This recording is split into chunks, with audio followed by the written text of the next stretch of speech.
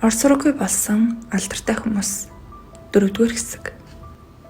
Жүжигчин сурвалжлагч Шон Флинн. Холливуудын алдар жүжигчин Эррол Флинний цорын ганц хүү Шон Флинн эцгийнхээ замналаар явж 10 гаруй кинонд дүр бүтээсэн ч эцэг шигээ амжилт олж чадаагүй учраас жүжигчний карьераа орхиж фото сурвалжлагч болохоор шийдсэн байдаг. Энэ нь ч зөв шийдвэр болсон юм. Үнэхээр ч түүний авсан гэрэл зургууд нэр хүндтэй сэтгүүлүүдэд нийтлэгдэж байлаа. Харамсалтай нь энэ ажил нь түүнийг орсороггүй алга болгоход хүргэсэн байх.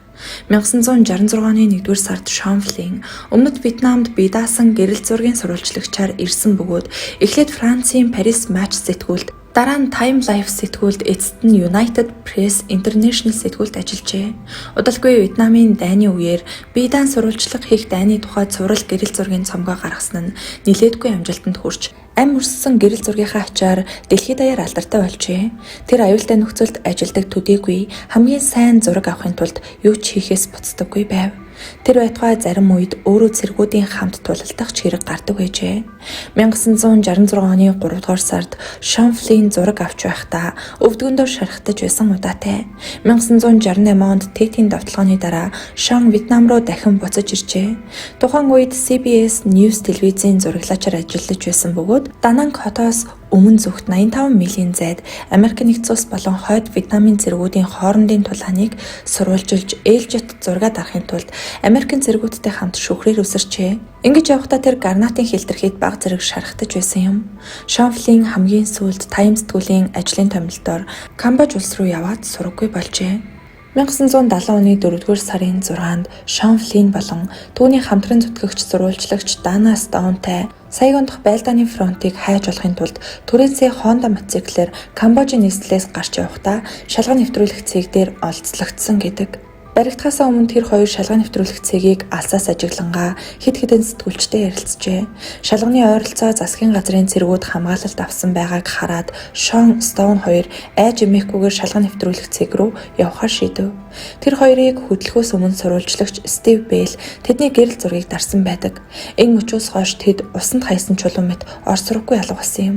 Тэр хоёрыг Камбожийн 1-р хурдны замын шалган нэвтрүүлэх цэг дээр Вьетнамын партизанууд олзолж авсан гэдэгч тэдний хувь заяа хэрэгсэн тодорхойгүй үлджээ.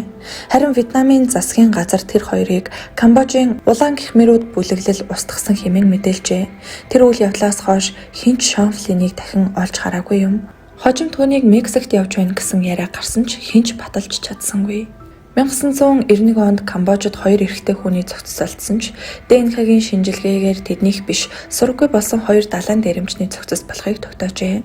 2010 онд Шон Флинний зохицыг хайж байсан Британий хайгуулчид Камбожийн Кампонг Чам мужаас улаан гихмэрүүд цаазалсан гэх барьцааны шарилыг олсон боловч шинжилгээний хариу мөн л түүний шарил биш болох нь тогтогджээ. Шон Флинний ээж жүжигчин Лили Дамита хүүгээ хайж олохын тулд асар их мөнгө зарцуулсан ч үр дүнд хүрээгүй учраас 1984 онд түүнийг албан ёсоор насварсан хэмээн зарласан байдаг. Австралийн ерөнхий сайд Харалд Холт. Австралийн 17 дахь ерөнхий сайдын албан тушаалыг хашиж байсан Гарольд Холт 1967 оны 12-р сарын 17-нд далайд сэлж аваад сураггүй алга болсон байдаг. Тухайн өдөр Холт Виктория мужийн Портси хотын ойролцоох Чевиот Бич хэмээх далайн эрэг дээр жадтай загасчлах аялал хийж байсан юм. Холт өмнө нь тэнд олон удаа шумбалт хийж сэлдэг байсан учраас тэр хавийн газрыг сайн мэддэг байжээ. Холт эрэг орчмын далайн ус давлгаа ихтэй, ширүүн урсгал эргүүлэг ихтэй байсан ч огтхон ч эргэлзэлгүй ус руу оржээ. Хамт явсан хүмүүс нь аюултай гэж үзсэн тул эргээс холдохыг хүссэнгүй. Гүйхэн газарч гэлсэн хүчтэй давлгаа мэдрэгдэж байжээ.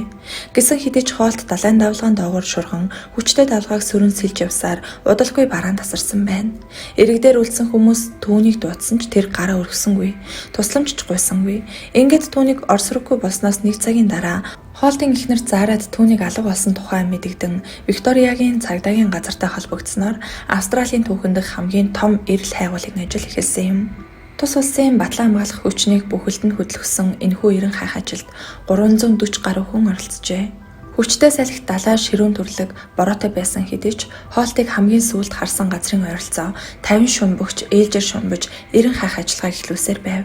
Чивиот далайн эргийн орчмоор Холтын цогцыг ирж хайх ажиллагааг олон хоногийн турш явуулсан боловч түүний цогцогч бол чадаагүй учраас 1968 оны 1-р сарын 5-нд эрлийг зогсон түүнийг живж нас орсон хэмээн үзжээ. Хоолд алга болсон нь санаандгүй живсэн, энгийн тохиолдол байсан гэдэгтээ ерөнхийдөө санал нийлдэг. Гэхдээ хоолд удаан хугацаагаар усан цэлэх, усан дор тэсвэрлэх гайхалтай чадвартай байсан бөгөөд бүр нэг удаа парламентын чуулганы үеэр өөрийнхөө амьсгалыг хэр удаан дарж чадхаа харуулan хөгжөөж байсан түүх бий. Мөн түүний алга болсон талаар хэд хэдэн таамаг хувилбар байдаг. Тэдгээрээс хамгийн их магадлалтай нь түүний хятадын тагнуул байсан бөгөөд хятадын усан доогуур шумбагч онгоцоор нууцаар авч явсан гэдэг. Өөр нэгэн таамгаар Харалд Холт Вьетнамаас Австралийн цэргийг гаргах гэж байсан учраас Америкийн тагнуулын төв газар түүнийг устгасан гэж үздэг. Бас нэгэн хачирхалтай цуврал гарсан байдаг нь түүнийг хил амнаас зүгтэж зүгээр л усанд хайсан чулуун мэт алга болоод дараа нь залуухан нууц амрагтайгаа нууцхан амьдарсан гэдэг. Учир нь Холт тухайн үед хувийн нууцад нь халлаа хэмээн бие хамгаалагчаа албан үүргээ гүйцэтгэхэд нь дургүй байсан учраас хамгаалалтгүй амархаар шийдсэн байжээ. Холтын гэр бүлээс гадуур харилцаагаа нуухын тулд ийм зүйл хийсэн хэмээн түүний эхнэр Заараа хожим мэдүүлэхтэй дурдсан байдаг. Засгийн газрынхан тэргүүн гэнэт алга болсон талаар тухайн үеийн австралчууд бүр өөрийн гэсэн хиллэг бий болгож Гарольд Холт болгох, алга болох, нууцлаг байдлаар алга болох гэсэн нэр томьёог хүртэл гаргаж байжээ. Энэ явдлын тухай хэн Харалд Холтыг хүнөв хэмээх баримтат кино хүртэл хийгдсэн байдаг. Зохиолч Оскар Акоста. Америкийн өмгөөлөгч, зохиолч, Чикаго хөдөлгөөний идэвхтэн Оскар Акостаг ихэнх хүмүүс Америкийн зохиолч Хантер Томпсонтой нөхөрлөж байснаар нь илүү мэддэг. Томпсон 1971 онд бичсэн Лас Вегас дахь айдас ба үзэн ядалт романа Акостаг Самоагийн хүнд жингийн өмгөөлөгч доктор Гонза хэмээн тодорхойлсон байдаг. Акоста хүрэн одос үхрийн намтар, жомнуудын бослого зэрэг хэд хэдэн намтарчилсан роман бичжээ. Тэр 1974 оны 5 дугаар сард Мексикийг зорьсон аяллахаа үеэр Мексикийн Мазатлан хотод ямар ч улмаргүй алга болсон юм.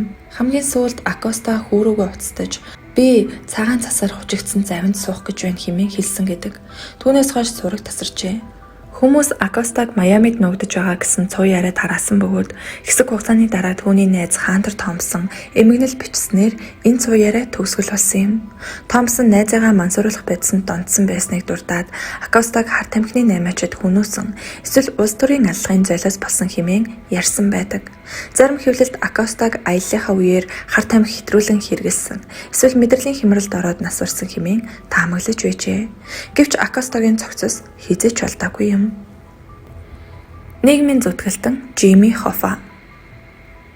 Нийгмийн хамгийн доод давхаргаас гарч ирсэн Жими Хоффа 1952 онд Америкийн үйлдвэрчний эвлэлийн хорооны удирдагчаар сонгогдсон бөгөөд холбоогоо дээд зэргийн авилгын үүр уурхай болгож мафтай нэгт холбоо байгуулсан байдаг. 1957 онд түүний энэ асуудлыг шалгахаар Сенатч Джон Маклинан тэргүүтээ тусгай хороо хүртэл Сенатад байгуулахад хүргэсэн юм. Харин 1964 онд Хоффагийн бүх хэрэг илчлэгдэж их шүүхийн гишүүнийг худалдан авах гэсэн оролдлогоор нь 8 жил, мөн тэтгэврийн сангийн мөнгийг төлөөрсөн хэрэгээр дахин 5 жилийн ял авсан байна. Гэвч 13 жилийн ял авсан Хоффа 5 жил нь шоронд суусан юм. 1971 онд ерөнхийлөгч Никсон Хоффагийн ялын хугацааг буруулж түүнд 2 сая $2 нөхөн олгоор олгосон боловч мэргэжлийн холбооны үйл ажиллагаа эрхлэхийг хоригложээ. Тиймээс Хоффа Детройтын байгууллагад ирсэн байна. Яагаад ингэх болсон? Цааш шалтгаан нь өнөө хүртэл нууц хэвээр үлдсэн байдаг. Харамсалтай нь тэр бодож санснаач биелүүлж чадалгүй 1975 оны 4-р сарын 30-нд Орос сураггүй алга болжээ.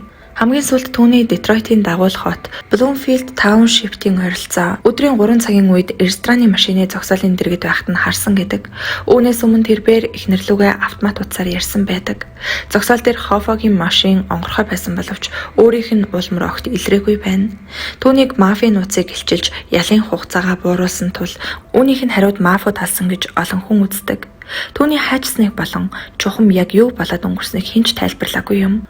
Хоффаг алга болсныг хараал зөвхөлтэй холбон тайлбарлаж кино зохиол хүртэл бичсэн байдаг.